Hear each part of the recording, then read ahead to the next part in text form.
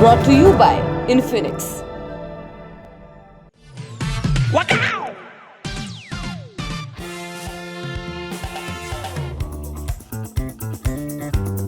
We cannot and will not let terrorists like Hamas and tyrants like Putin win.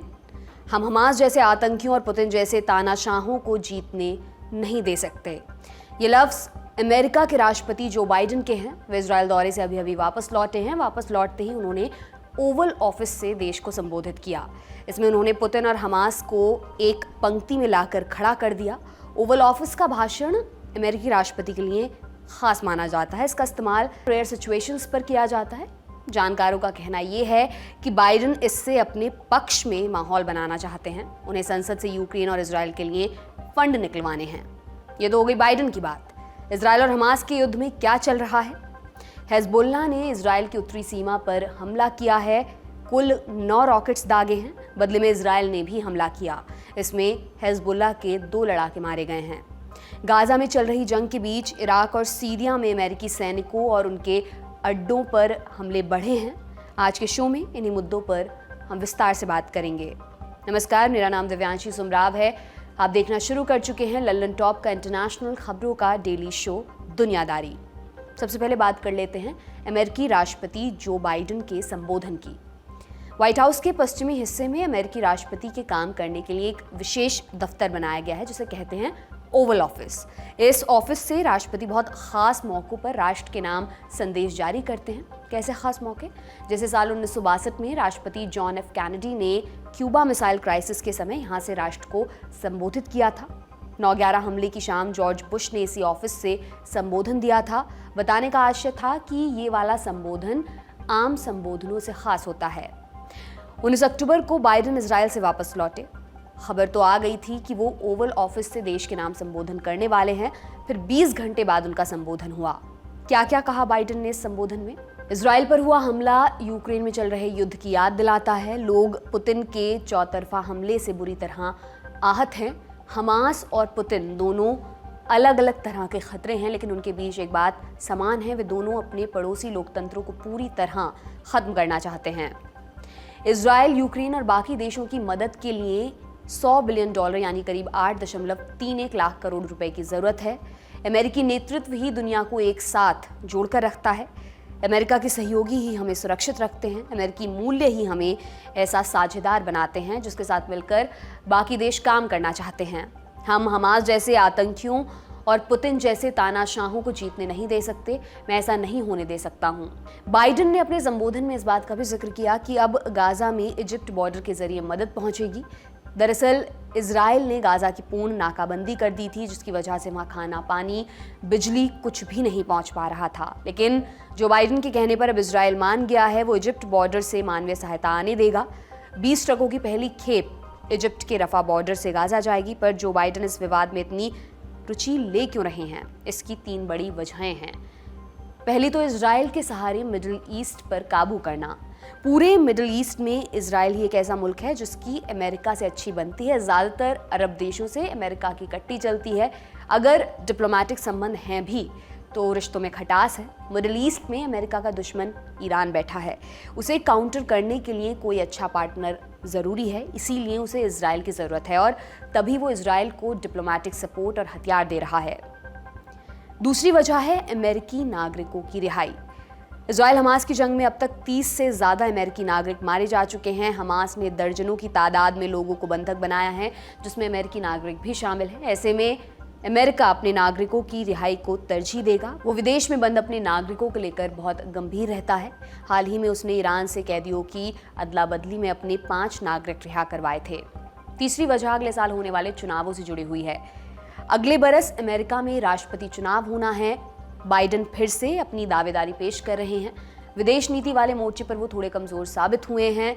Israel Hamas जंग उनका litmus test है। इसका नतीजा Biden का political career तय कर सकता है। इजराइल से लौटते ही ओवल ऑफिस से राष्ट्र के नाम संबोधन करना और इस संबोधन में इजराइल और यूक्रेन का मुद्दा हावी रहना किस तरफ इशारा करता है? हमने ये सवाल पूछा एक्सपर्ट से। सुनिए उन्होंने क्या कहा। इशारा करता है कि अमेरिका जो है दोनों जगह पे चाहते हो ना चाहते हुए उस जगह पे इन्वॉल्व हो चुका है।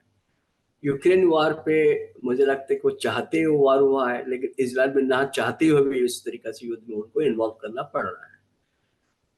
तो दोनों जो बैटल फील्ड है, जो बैटल ग्राउंड है, वो अमेरिका के लिए, देखिए ये उसकी जो मटेरियल रिसोर्सेज पे काफी ज्यादा प्रेशर आएगा कि ये देखना पड़ेगा अमेरिका क्या दोनों जगह पे लड़ सकता है, कि उसके पास तो सैन्य बल है, मिलिट्री है, एयरक्राफ्ट कैरियर है, अभी सारे मेडिटेरियन में भेजे हुए हैं लेबनान के लिए, सॉरी इजराइल के सपोर्ट के लिए।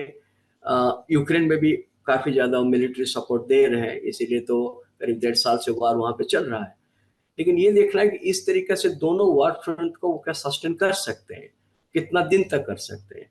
उसके लिए उनको जो पैसा की जो है, फंड्स की जरूरत है, वो अमेरिका की जो फंड्स की जरूरत है उसको कैसे करेंगे, उनका अभी तक स्पीकर ही नहीं है। कि अमेरिकन जो कांग्रेस में स्पीकर ना हो तो ना कोई वहाँ के अप्रूवल होगा फंड्स की, ना कोई लेजिस्लेशन की अप्रूवल हो सकता है, कि जो भी कुछ डिसीजन हो सकता है, कि स्पीकर की एक महत्वपूर्ण वहाँ पे पोजीशन है। तो पहले वो जो घरेलू मुद्दा है उसको पहले उनको रिजोल्व करना पड़ेगा। मुझे लगता है कि इस संबंध में कहीं ना कहीं इंटरनल डोमेस्टिक जो पॉलिटिक्स रिफ्लेक्ट करता है कि भाई देखिए इतना बड़ा घड़ी जो एक क्राइसिस पीरियड में अमेरिका को कहीं ना कहीं कंसेंसस बना के कोई स्पीकर इलेक्ट किया जाए तो आगे चीज बढ़ सकता है, क्योंकि अमेरिका को पैसा की जरूरत है, दूसरे जगह पे देना पड़ेगा, तो दोनों फ्रंट में लड़ना पड़ेगा। तो दोनों को मिला के देखना पड़ेगा उनको संबोधन में। और ये रही बात कि अमेरिका दोनों को सस्टेन कर सकता है, देखिए आज के दिन में कर सकता है, लेकिन कितना दिन तक, किस कॉस्ट पे, ये भी देखना पड़ेगा। इसीलिए जब ये इजराइल फ्रंट की वार हो, मुझे नहीं लगता कि अमेरिका चाहते कि वार एक एक क्षेत्रीय आकार ले, वो चाहते हो कि किसी भी तरह वो कंटेन हो जाए, क्योंकि इसमें उनकी दुविधा ये है, जो कंट्री अमेरिका के साथ है, पर्टिकुलरली जो सुन्नी मुस्लिम कंट्रीज है, तो वो उनके लिए ये प्रॉब्लम डायलेमा हो रहा है कि ये पैलेस्टीनियन को सपोर्ट करे, करे तो कितना दूर करे, करे तो इसका फायदा उनको होगा कि ईरान का होगा। तो मुझे लगता है ये दुविधा जो है अमेरिकन पॉलिसी मेकर्स फेस कर रहे हैं, और उनको उस पर किस तरीके से पॉलिसी बनाए वो देखना पड़ेगा, क्योंकि उनके लिए बहुत सारे स्ट्रेटेजिक एंड पॉलिटिकल चैलेंजेस हैं। बाइडेन अमेरिकी कांग्रेस से यूक्रेन और इजराइल के फंड निकलवाना चाहते हैं ताकि उन्हें हथियार सप्लाई किए जा सकें, लेकिन रिपब्लिकन पार्टी यूक्रेन में हथियार पहुंचाने के खिलाफ है। ऐसे में दो फ्रंट में चल रही जंग को फंड करना बाइडेन के लिए कितना मुश्किल रहेगा। दोनों पार्टी का अंदर ये कंसेंसस होना चाहिए कि अमेरिका तैयार है कि दोनों फ्रंट पे लड़ने के लिए। अमेरिका के पास इस तरह का रिसोर्सेस है क्या, अगले कुछ महीना कुछ साल तक लड़ सकते हैं क्या, उसका कॉस्ट ऑफ वार क्या रहेगा, इसमें उनको स्ट्रेटेजिक बेनिफिट क्या होगा, वो दोनों जो है कैलकुलेशन करके ही मुझे लगता है दोनों साइड पे कोई एक एग्रीमेंट हो सकता है। कि विदाउट कंसेंसस मुझे नहीं लगता कि अमेरिका के कोई पॉलिसी जो है आगे बढ़ सकता है, क्योंकि ये बेसिकली अमेरिका की इंटरनेशनल और ग्लोबल पॉलिसी है। तो दूसरी बात है कि वो बाइडेन एडमिनिस्ट्रेशन को ये जस्टिफाई करना पड़ेगा कि दोनों फ्रंट में लड़ना उनके लिए जस्टिफाई है, क्योंकि जिस तरह का खतरा, जिस तरह का चैलेंज अमेरिका के डोमिनेशन को, अमेरिका की नेतृत्व को आ रहा है, तो उसके लिए वो तैयार होना चाहिए। जो खर्चा होगा वो खर्चा जस्टिफाइबल है, ये कहीं ना कहीं लोगों को सामने रखना पड़ेगा। इसीलिए वहां पे एक बाइपार्टीशन कंसेंसस बने। लेकिन जिस तरीके का भी अमेरिका का पॉलिटिक्स लास्ट 5 साल में हुआ है, मुझे लगता है कि रिपब्लिकन काफी ज्यादा नाराज है बाइडेन से। आपको डोमेस्टिक पॉलिटिक्स से बात नहीं करना चाह रहा हूँ। जिस तरीके के जो डेमोक्रेट्स हैं उनके अंदर भी बहुत सारे जो सेनेटर हैं, वो इस जो अमेरिका की पॉलिसीज जो है, बाइडेन का जो इजराइल का विजिट है उसको भी अपोज कर रहे हैं। पब्लिकली वो कहते हैं कि नहीं, इजराइल के साथ नहीं जाना चाहिए। डेमोक्रेट्स के अंदर ही लोग, जैसे मुझे ये भी पता चला कि करीब 149 सिग्नेचर करने के लिए मना कर दिए तो इजराइल के सपोर्ट में, तो ये दिखाते कि उनके अंदर ही कोई कंसेंसस नहीं बन रहा है। रही बात की दोनों पार्टी का अंदर एक कंसेंसस बनाना, तो डोमेस्टिक पॉलिटिक्स में अमेरिका के अंदर ही इतनी सिंपल नहीं जैसे पहले होता था। तो लगता है इसका भी कहीं ना कहीं रिफ्लेक्शन बाइडेन की जो वेस्ट एशिया पॉलिसी में दिखाई देता है।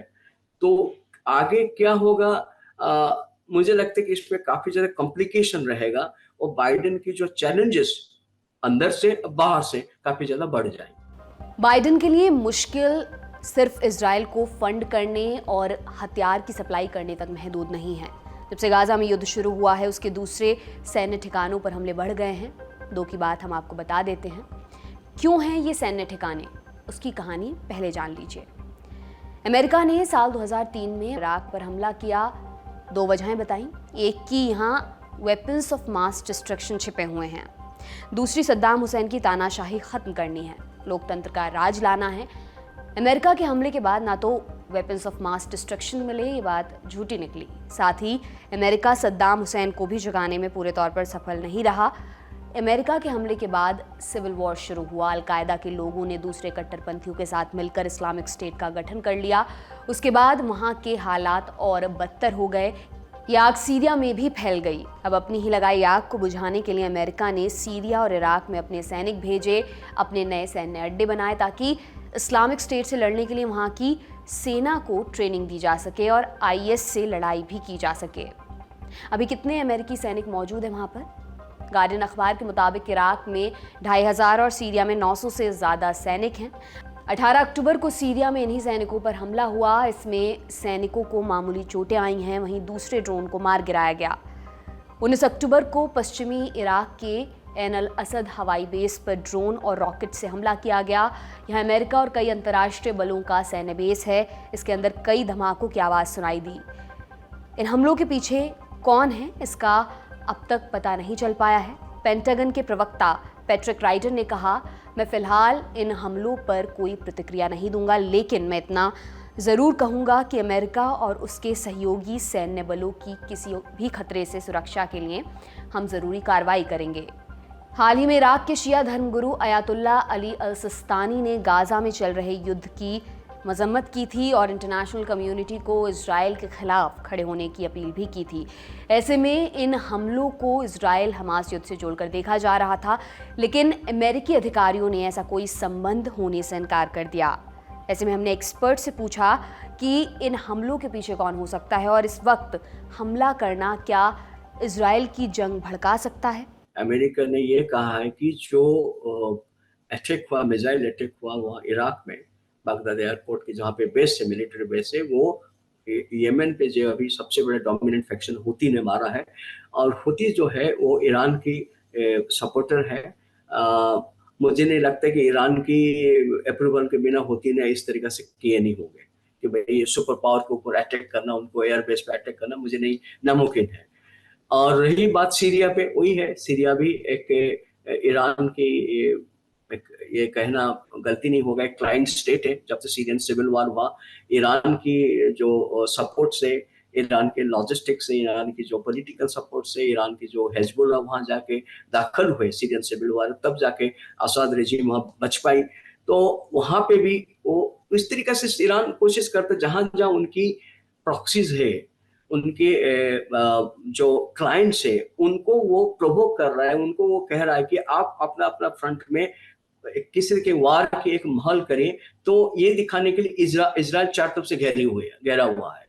भाई वहाँ पे आपकी नॉर्थ इजराइल में लेबनान हो जाएगा, इधर आपकी जो सीरिया हो जाएगा, नीचे से फिर वेस्ट बैंक और गाजा पे भी इस तरह का झगड़ा शुरू हो जाएगा। तो इजराइल को ये दिखाना चाहते कि इजराइल चार तरफ से घेरा हुआ है। एक दूसरा, ईरान की ये कोशिश है कि इस जो रोज आपको सुनाई दे रहा है कि इजराइल कल गाजा के अंदर जाएंगे, परसों जाएंगे, लेकिन अभी ये डिले हो रहा है। तो वो भी एक मैसेज देना चाह रहे हैं कि आप गाजा के अंदर गए तो ये वार जो है गाजा पट्टी के सीमित नहीं रहेगा, ये कि क्षेत्रीय वार बन जाएगा। ये भी कहीं ना कहीं धमकी वाली एक धमक की मैसेज ईरान देना चाहता है।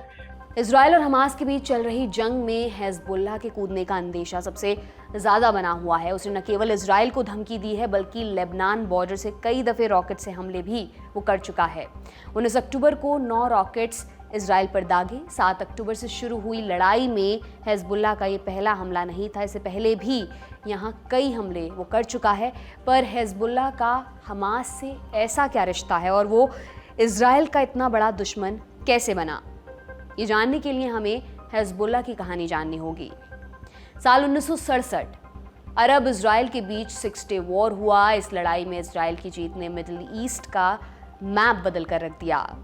कई सारे फिलिस्तीनी इलाके इजराइल के कब्जे में चले गए। इजराइल की एक सीमा लेबनान से भी लगती है। फिलिस्तीन के विद्रोही गुटों ने लेबनान को अपना ठिकाना बना लिया। इजराइल उन्हें ख़त्म करने के लिए बार बार लेबनान पर हमला करता था। 1978 में फ़िलिस्तीन लिबरेशन ऑर्गेनाइजेशन यानी कि PLO पर इजराइल ने हमला किया। उसने PLO को खदेड़ने और लेबनान सीमा से फ़िलिस्तीन के विद्रोही गुटों को हटाने के लिए वहाँ भी कब्जा कर लिया। इजराइल का साउथ लेबनान पर कब्जा था। अरब इजराइल से पहले ही कई जंग हार चुके थे। ऐसे में ईरान ने कमान संभाली। उसने अंदर खाने काम शुरू किया। साल 1979 में ईरान में इस्लामिक क्रांति हुई थी। अयातुल्लाह खामेनी सुप्रीम लीडर बने। उन्होंने खुले तौर पर ऐलान किया कि हम ये क्रांति दूसरे मुस्लिम मुगालिकों में भी पहुंचाएंगे। खामेनी के लिए ये मौका और दस्तूर दोनों परफेक्ट थे। उनके लिए लेबनान आसान शिकार था। ईरान ने लेबनान में शिया विद्रोहियों का गुट तैयार किया। इस गुट का नाम रखा गया हिजबुल्लाह, मतलब होता है अल्लाह का दल। ईरान ने हिजबुल्लाह के लिए अपने खजाने खोल दिए। ईरान ने हिजबुल्लाह के लड़ाकों को ट्रेनिंग दी। उनका लक्ष्य था विदेशी सेनाओं को लेबनान से बाहर निकालना, भले ही कोई रास्ता क्यों ना अपनाना पड़े। साल 2000 तक हिजबुल्लाह अपने मकसद में कामयाब हो गया। इजराइल लेबनान छोड़कर भाग गया। ये हिजबुल्लाह की पहली जीत थी। इसके बाद से छोटी मोटी झड़पें दोनों देशों के बीच होती रहीं, लेकिन साल 2006 में एक बड़ी जंग हुई। इस साल इजराइल ने फिर लेबनान पर हमला किया। उस वक्त भी हिजबुल्लाह ने सीधा लोहा लिया था। 34 दिनों तक चली लड़ाई यूनाइटेड नेशंस के हस्तक्षेप के बाद शांत हुई थी। इसमें दोनों पक्ष अपनी अपनी जीत का दावा करते हैं। इस जंग में लेबनान में 1100 लोगों की मौत हुई, जिनमें से अधिकतर आम लोग थे। इजराइल के भी 119 सैनिक और 45 आम लोग इसमें मारे गए। 2011 में जब सीरिया में गृह युद्ध शुरू हुआ तो सीरियाई राष्ट्रपति बशर अल असद के कट्टर समर्थक माने जाने वाले हिजबुल्लाह ने अपने हजारों चरमपंथियों को बशर अल असद के लिए लड़ने भेजा। विद्रोहियों के कब्जे में जा चुके हिस्सों, खास तौर पर पहाड़ी लेबनानी सीमा के पास वाले इलाकों को वापस पाने में काफ़ी निर्णायक साबित हुआ। मीडिया रिपोर्ट्स के मुताबिक हिजबुल्लाह के पास 1,40,000 से अधिक रॉकेट्स हैं। ईरान आज भी हिजबुल्लाह को हर साल लगभग 50 अरब रुपए की मदद देता है। 7 अक्टूबर 2023 से शुरू हुई लड़ाई में हिजबुल्लाह ने कई बार इजराइल को धमकी दी है। जानकारी बताते हैं कि हिजबुल्लाह हमास से बहुत ताकतवर है। अगर वो लड़ाई में कूदता है तो लड़ाई कई फ्रंट्स पर शुरू हो सकती है। इस कामना के साथ कि युद्ध की निरर्थकता को दुनिया भर के लीडर्स समझेंगे और शांति के पक्ष में फैसला लेंगे। आज का दुनियादारी यहीं पर समाप्त होता है। अब अगले हफ्ते आपसे मुलाकात होगी। तब तक के लिए अपना ख्याल रखिए। बहुत बहुत शुक्रिया।